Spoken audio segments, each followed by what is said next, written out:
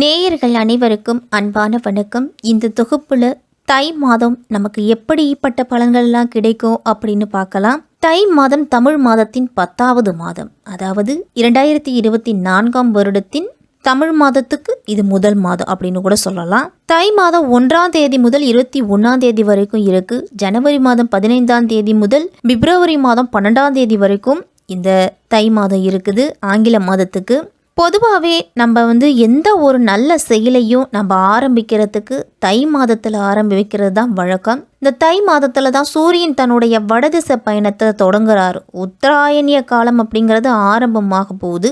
தேவர்களோட உலகுக்கு தட்சிணாயனம் எனப்படும் 6 மாத இரவு காலம் முடிஞ்சு 6 மாத பகல் காலம் அப்படின்னு சொல்லக்கூடிய உத்தராயண காலம் ஆரம்பமாக போகுது. இதுவே இந்த தை மாதத்தோட பெருமை அப்படின்னு கூட சொல்லலாம்.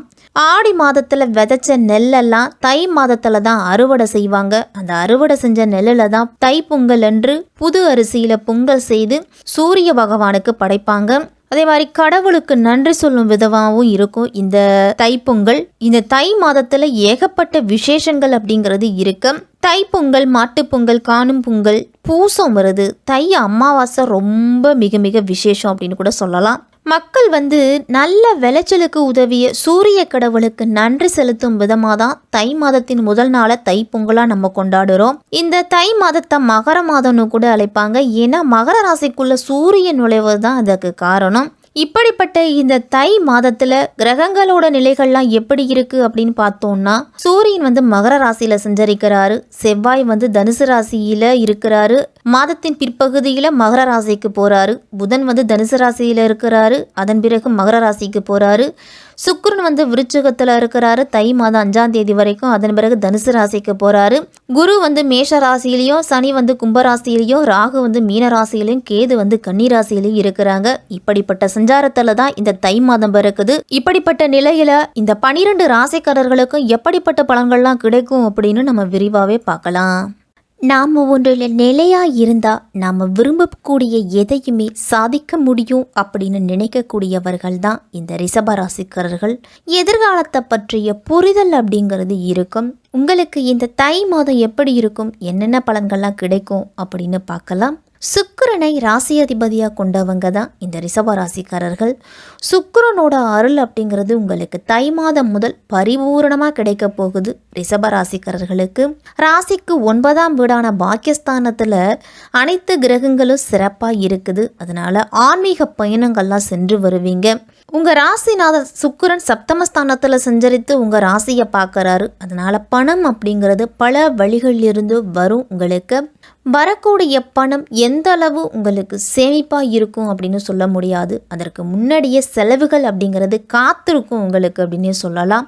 பக்கபலமாக இருக்கக்கூடிய நண்பர்கள்லாம் நீங்கள் கேட்ட உதவிகளை செய்து கொடுப்பாங்க. அதே மாதிரி 10ல் செஞ்சிருக்கும் சனியோட ஆதிக்கத்தால் முத்தான தொழில் வாய்ப்புகள் அப்படிங்கிறது கிடைக்கும் உங்களுக்கு. அந்த தொழில் வாய்ப்புகளை நீங்கள் பயன்படுத்திக்கிட்டீங்க அப்படின்னா முன்னேற்றம் அப்படிங்கிறது மிக மிக மிக மிக சிறப்பாக இருக்கும். ரிஷபராசிக்காரர்களுக்கு கடன் பிரச்சனைகள் எல்லாமே குறைஞ்சி மன நிம்மதியும் சந்தோஷமும் கொடுக்கும். இந்த தை மாதம் ரிஷபராசிக்காரர்களுக்கெல்லாம் பசுவுக்கு மாலை வேளையில் பச்சரிசி வெள்ளம் கலந்து நீங்கள் கொடுத்துட்டு வந்தீங்க அப்படின்னா பொருளாதார நிலை அப்படிங்கிறது நல்ல முன்னேற்றம் இருக்கும்.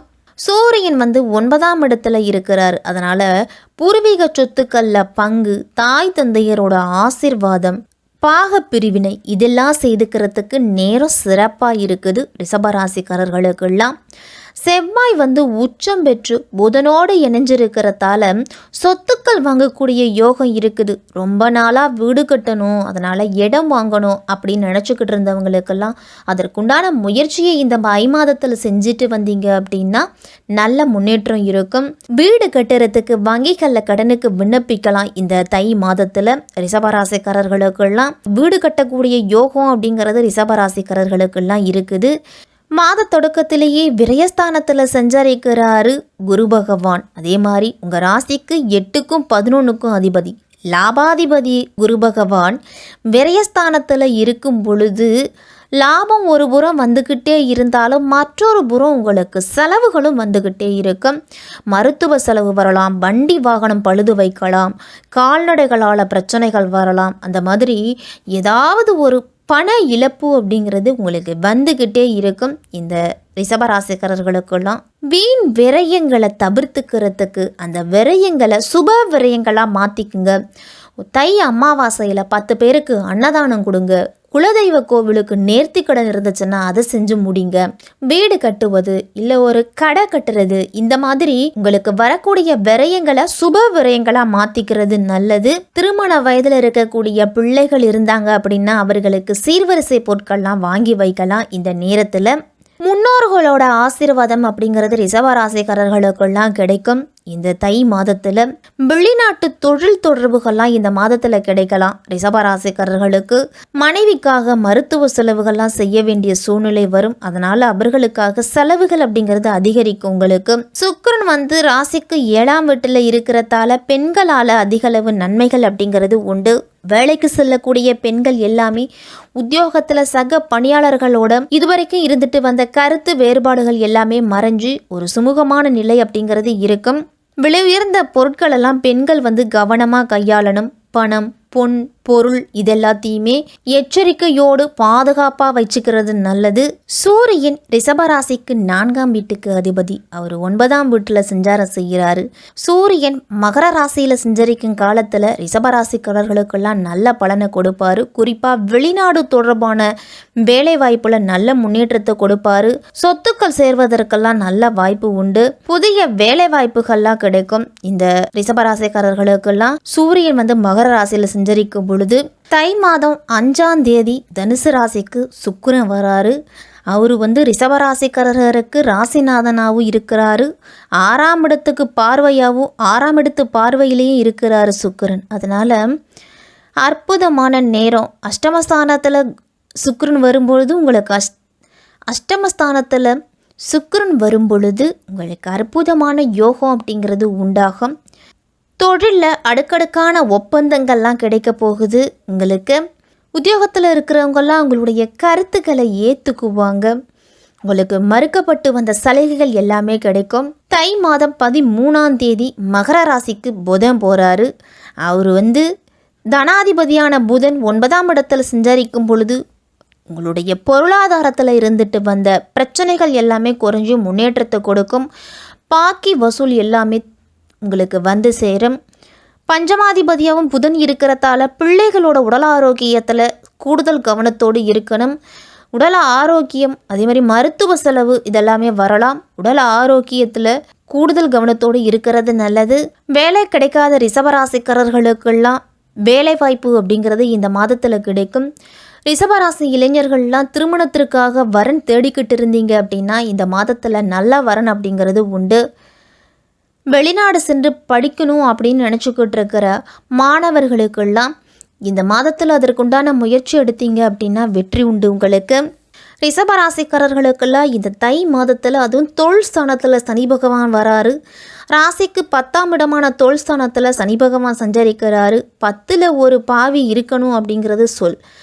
10ல் ஒரு பாவி ஏனும் சனி பகவான் இருக்கணும் அப்படிங்கிறது வழக்கு மொழி. அந்த அடிப்படையில் சனி பகவான் இருக்கிறதால மூடி கிடந்த தொழிலுக்கெல்லாம் தற்பொழுது திறப்பு விழா நடத்தக்கூடிய மாதம் இந்த தை மாதம். பழைய பங்குதாரர்களை விலக்கிட்டு புதியவர்களை சேர்த்துக்கலாமா அப்படிங்கிற சிந்தனையும் இருக்கும். உங்களுக்கு தொழிலோட இடத்தை மாற்றலாமா அப்படின்னு யோசிப்பீங்க. யோசித்து தெளிவான முடிவோட தெளிவான சிந்தனையோடு அடுத்த கட்ட முயற்சிங்க நீங்கள் ஈடுபட்டீங்க அப்படின்னா நல்லது நடக்கும்.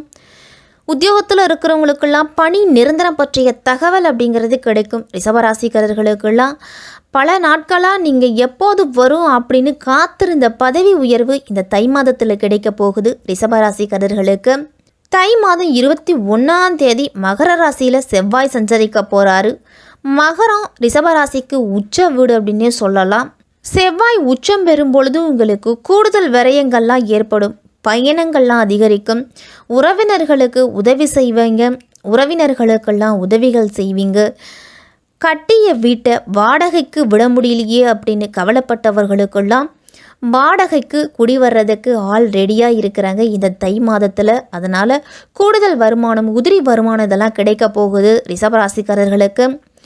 அரசியல் களத்தில் இருக்கிறவங்களுக்கெல்லாம் பொறுப்புகளில் மாற்றம் அப்படிங்கிறது ஏற்படலாம். அதே மாதிரி மேலிடத்து உத்தரவு இல்லாமல் எந்த வாக்குறுதியையும் யாருக்கும் கொடுக்க வேண்டாம். பத்திரிகையாளர்கள் சந்திப்பு, ஊடகத்துறையில் இருக்கிறவங்கெல்லாம் முடிஞ்ச வரைக்கும் பகச்சு கொள்ளாமல் நிதானத்தையும் பொறுமையையும் கடைபிடிக்கணும்.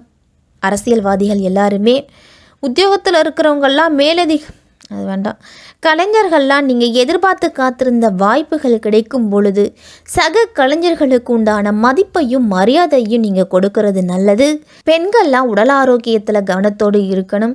அதே மாதிரி கணவன் மனைவிக்கு இடையிலிருந்து வந்த மனக்கசப்பு, மனத்தாங்கல் இதெல்லாமே குறையும் இந்த மாதத்தில் ஓரளவு.